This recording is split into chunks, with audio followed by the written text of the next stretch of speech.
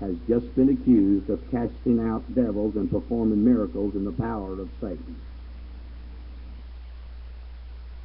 In answering these religious reprobates, Jesus offered them a question. He said in verse 29, "Or else, how can one enter into a strong man's house and spoil his goods, except he first bind the strong man, and then he will spoil his goods?" Jesus, in identifying Lucifer, says several things about him in verse 29. Now, I remind you, Jesus identified him as a strong man.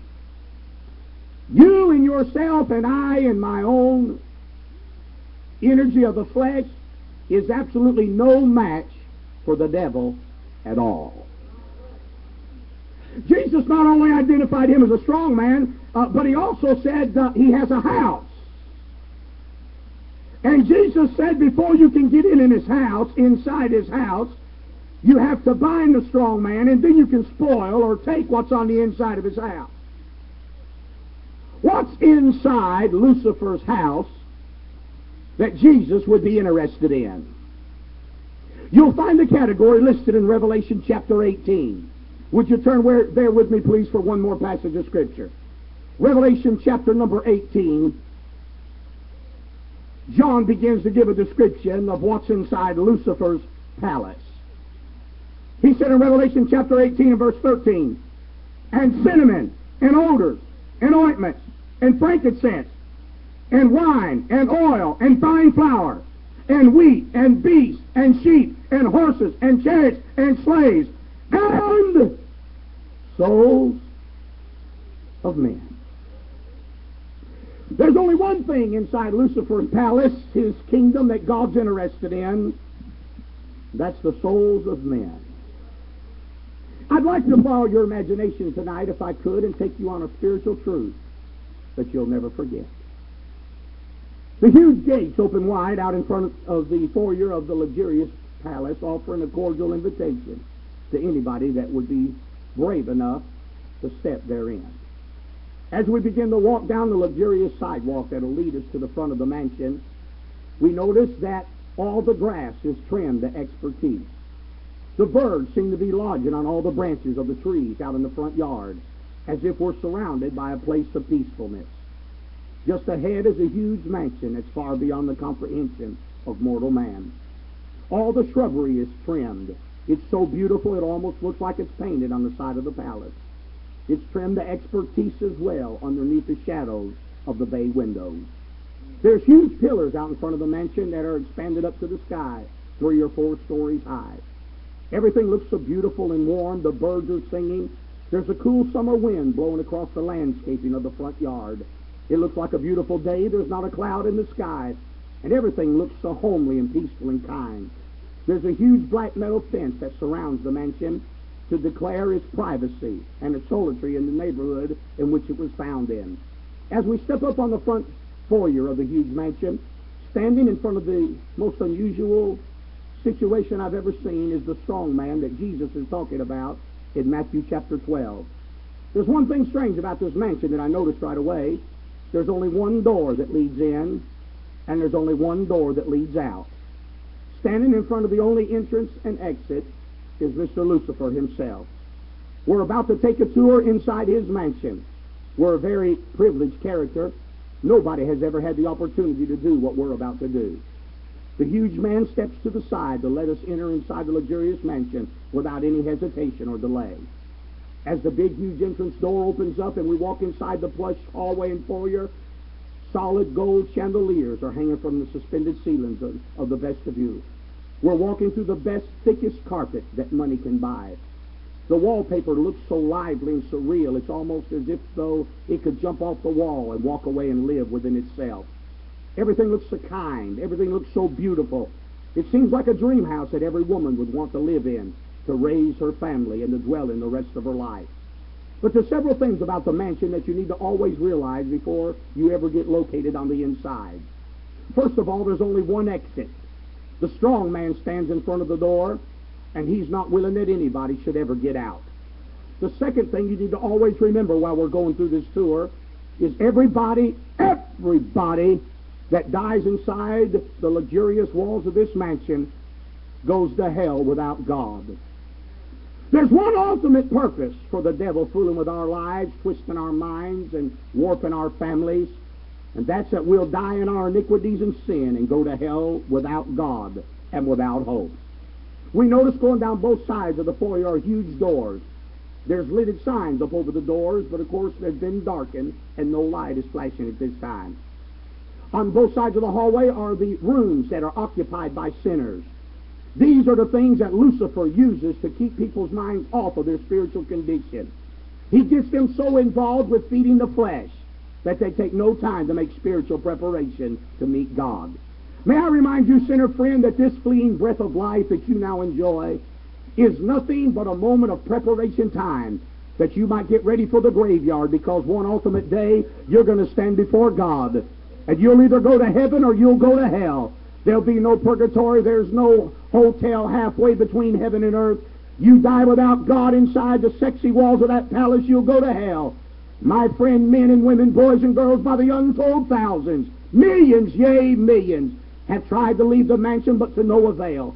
But because of sake of time that we have tonight, I want to take you, if I could please, inside some of the most popular rooms that Lucifer uses to keep people's mind occupied and to keep it off of God. You know, the sin we see so prevalent in our day, the wickedness that's on every hand, the Lucifer and the devil himself's behind every bit of that. And I tell you, folks are so eat up in this pleasure-crazy society, they are so eat up in fulfilling the desires and the lust of their flesh that they're not the least bit interested in church, God, or the Bible, and they could care less about heaven or hell. But 5 seconds after they die in the mansion, they realize that they lived a life in vain and that they were occupied in the flesh to make no spiritual preparation to meet God. I go to the first set of huge folding doors. The doors swing open wide. The room is filled from front to back. Laughter fills the room. Untold millions are inside this room. My soul, I can't believe it, from front to back and side to side.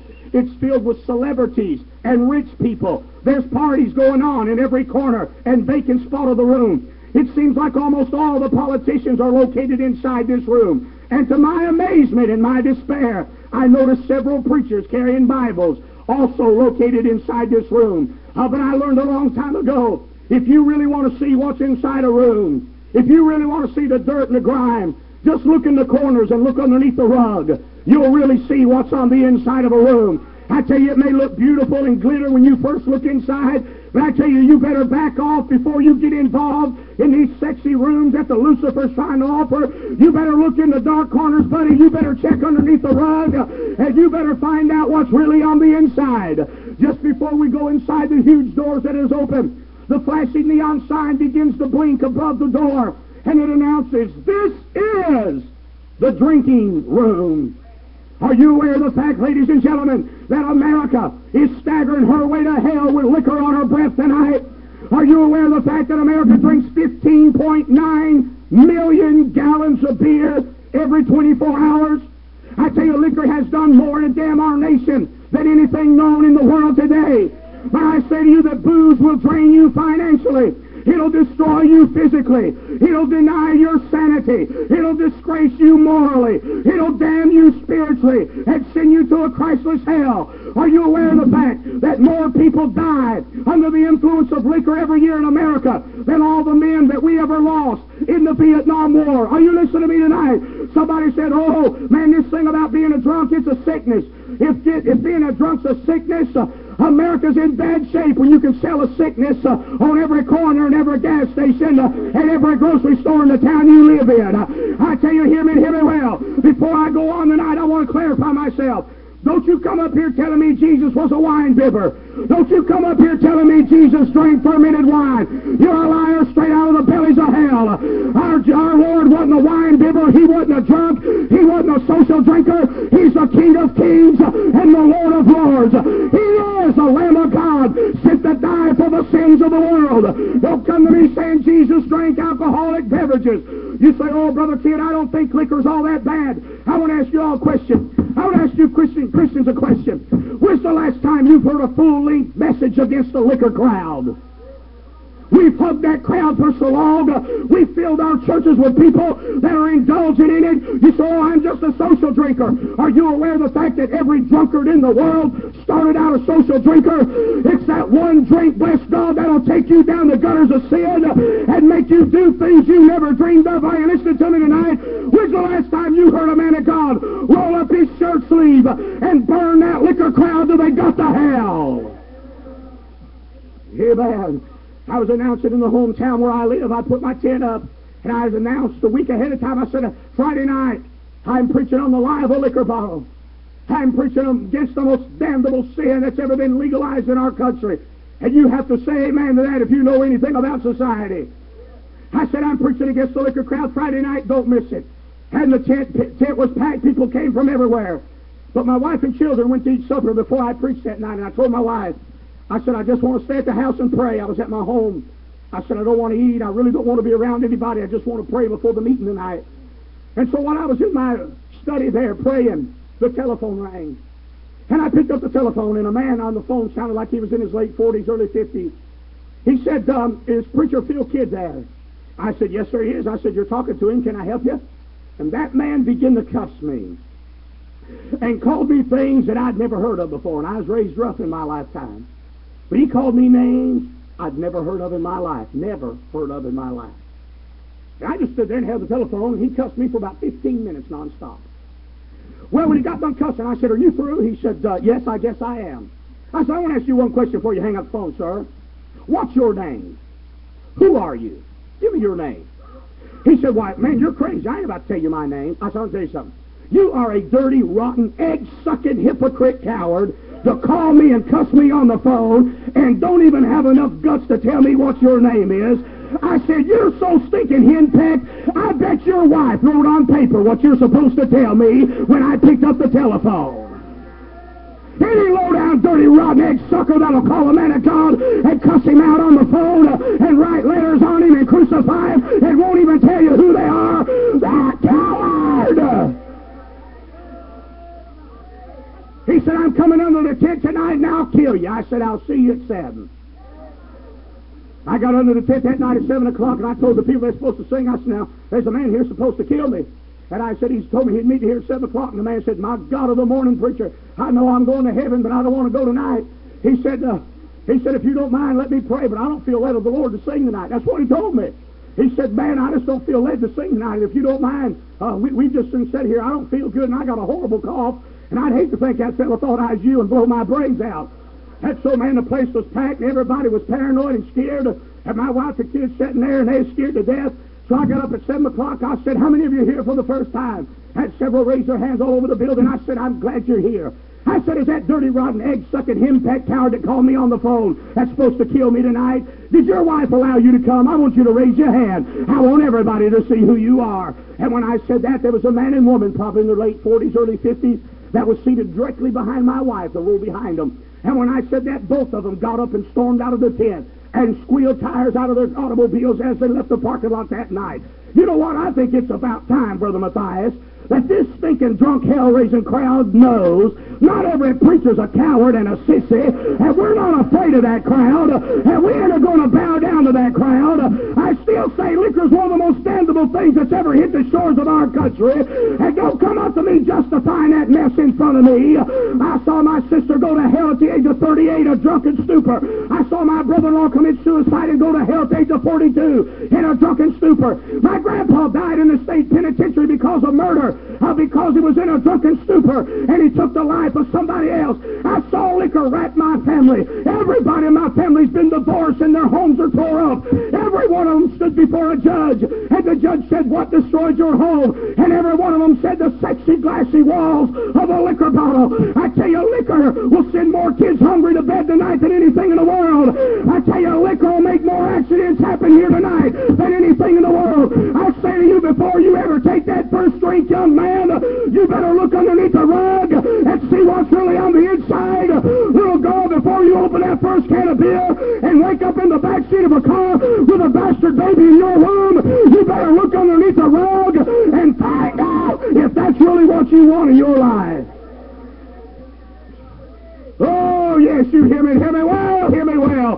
Hosea chapter number 4. Hosea said drinking and nudity and adultery and sex run hand in hand. Proverbs chapter 21 declares that booze leads to poverty. America's going straight to hell with liquor on her breath, and we've accepted it. You can't even get a preacher to preach on it anymore. I was in North Carolina holding a meeting for the first time in the history of that town. They were voting in liquor. I went down to the sheriff's office. I said, I want a permit. He said, for what? I said, I want to preach on the street. And I said, I don't want a permit to preach on the street. I want a permit to let you know I'm going to have a parade. He said, now, wait a minute, man. Christians don't have parades. I said, we do. He said, well, what kind of parade you going to have? I said, well, I'm going to get a junk car out of the junkyard and put some fake blood on some men, and get a wrecked car, and I'm going to put it up on a car trailer, and I'm going to let them hang out the window with fake blood on them. I'm going to connect it to a pickup with a casket in the back. I'm going down on Main Street, and I'm going to preach against this hell-bent liquor crowd that you put your approval on. And I'm going to tell this town how low-down, rotten, and sorry as hell you are.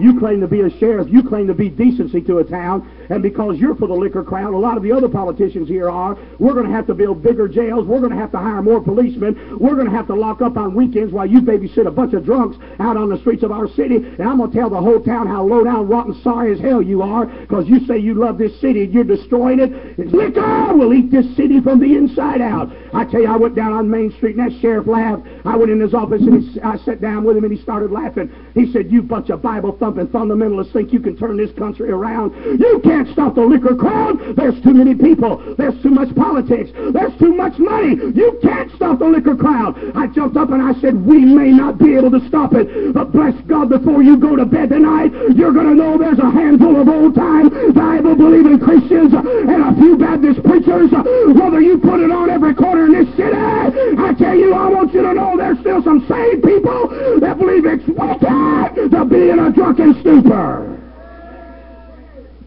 Have you thought about the children? Liquor will send children to bed hungry tonight. Daddies will blow their paychecks down at the beer joints. Children will not only go to bed hungry, they'll go to bed hurt. More children are physically abused by their parents because of the influence of liquor than anything else in the world. Now, some of you socialists, look up here, be blessed God. That's right, I am preaching to you. I'm going to tell you something. A Christian whip one of their kids for doing something wrong.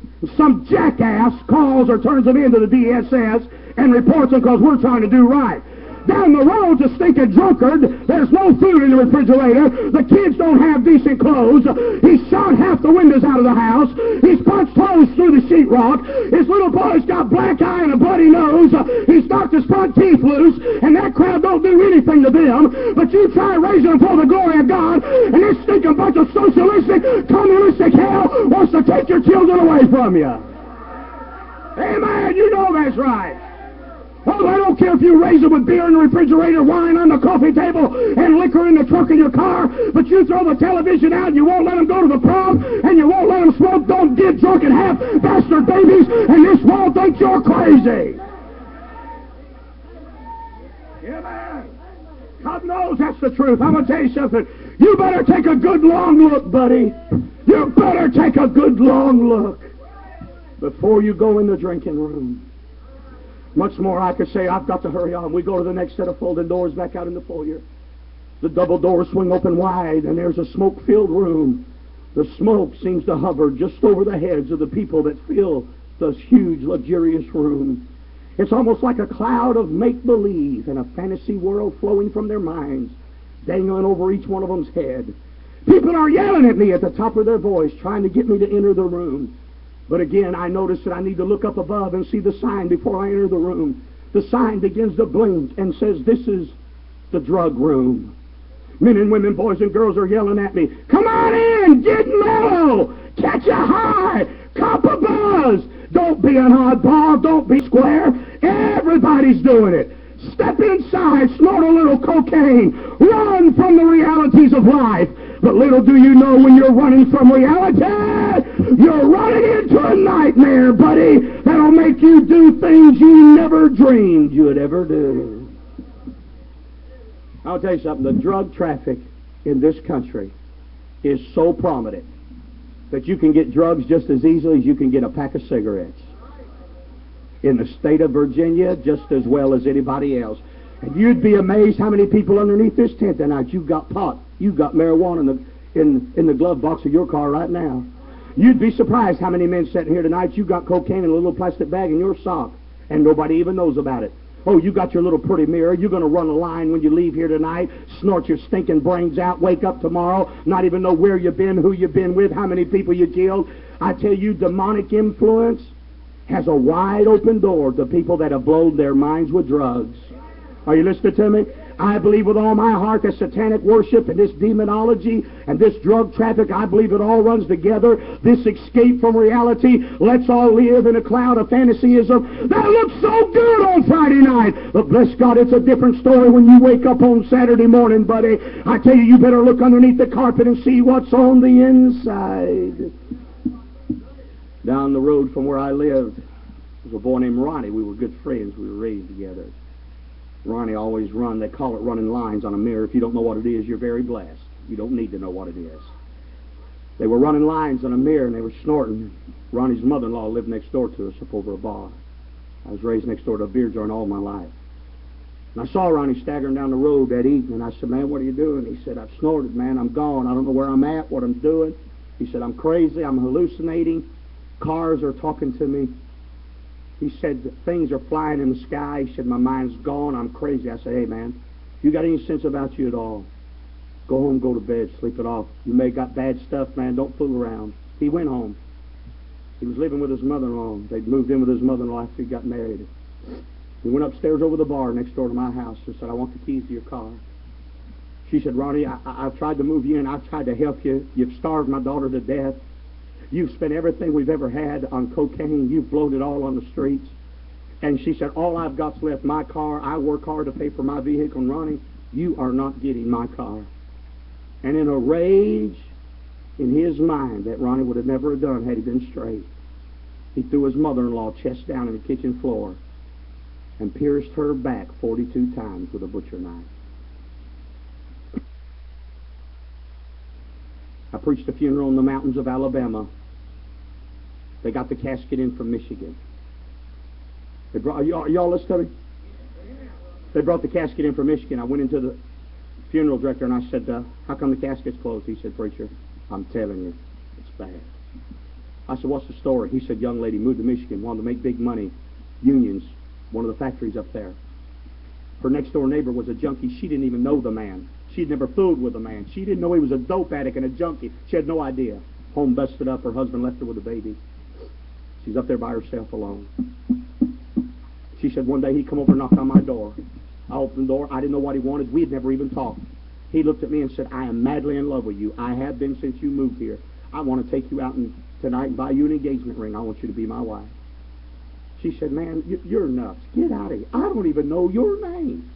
She said, get out of here, man. Leave me alone. And so he left. And he was a junkie, and she didn't even know it.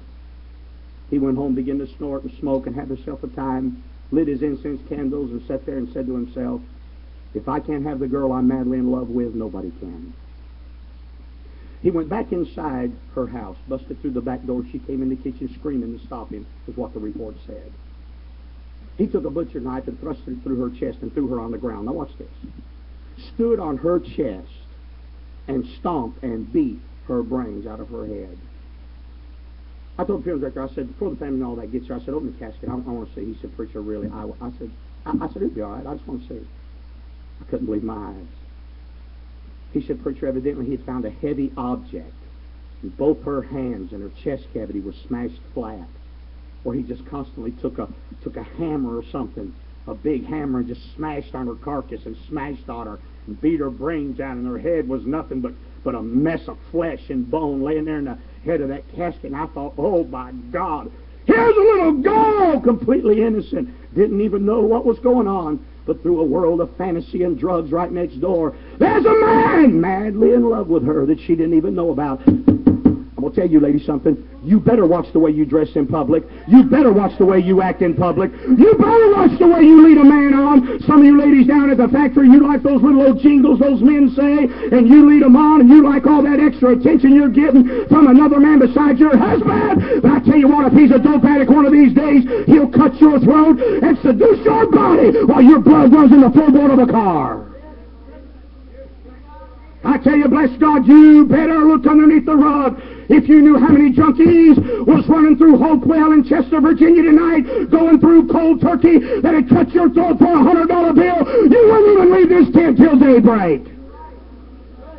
I tell you, you get a junkie going through cold turkey, I know, bless God, I've been there. I know what it's like to be tied to a bed and let them put rubber blocks in your mouth while you see hallucinogenics and monsters float through the sky, and you beg a Catholic nun reading the rosary beside you not to let you die, and you bite on your tongue like some kind of dog going crazy. I know what it is to go through the sweat box of regeneration and think you're going to die before you get through it. I say to you, little girl, you better check it out before you go inside.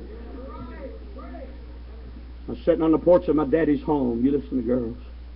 Years after I was converted.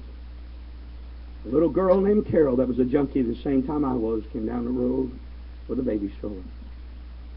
I was married with 2 little girls. I was home for the summer, and she come down, and I seen Carol. I was sitting on the porch. And I stopped her. I said, Carol, how in the world are you? She said, I'm doing fine, Phil. I said, Carol, are you straight? Are you straight? Last time I'd seen her, she had a needle hanging out of her arm like junkies do. She said, no, I'm not straight. I said, well, I began to tell her about the Lord. I said, you got a little baby? That's wonderful. I said, is it a boy or girl? She said, it's a little girl. No excitement, none. Are you listening? Talking about drugs. I said, you mind if I see her? She had her covered with like a real thin cotton blanket. She said, I guess not. I said, you married? She said, no. No, Phil, I've never been interested in being married. Go ahead. Pull the blanket. And I've had 2 babies, 2 little girls. I've run the same street she runs. And I pulled that little cotton blanket off a little girl that was kicking her feet. And all she had was an index finger and a thumb on her shoulder. I never seen anything like it in my life. No arms, no forearm, no nothing. Just looked like 2 fingers on each shoulder. When I pulled the blanket and I saw the baby, I didn't know what to say. And I said, Carol, I'm sorry. She said, yeah, Phil, I am too. Doctor said it's drug related. I'm a junkie. I love it, and I can't quit. I'm locked up inside a palace, and there's no way out. She said, every morning when I get up out of bed and I go to the crib, I look at my sin. Brother Buddy, I went inside the house and I laid down on my belly out across the living room floor. I said, dear Jesus, that could be my baby. And as she walked down the ghetto streets of Cleveland, locked up in a penitentiary of sin and no way out. Number 3, let's go inside an unusual room that'll offend some. I'll wait for the offensive ones last. The double doors swing open. Huge speakers, bigger than man, are hanging from the ceilings of the room. It's filled from front to back and side to side. And men are dancing and falling across the platform with leather clothes on. The music is blaring so loud it doesn't even make any sense. Young ladies are standing in the congregation, stripping their bodies of all their clothes, passing out under the satanic influence of what's coming over the speakers. The huge neon sign begins to blink and says, this is the dancing room. You say, oh, Brother Kid, come on, man. You don't mean to tell me you're so dogmatic you're against drinking and drugs and you're even against dancing. You better believe I'm against dancing. You'll never get a dancing foot and a praying knee on the same leg, I'll tell you that much. I want to give you something to think about. I've got to hurry. I want to give you something to think about. The room's filled front to back with rich and poor and young and old, black and white. Come on in, man. The dance floor's got some room. Get loose. Let your emotions go. Find out what life's all about. What's this statistic? Whores get 80% of their business off a dance floor. Whores get 80% of their business off a dance floor. You know,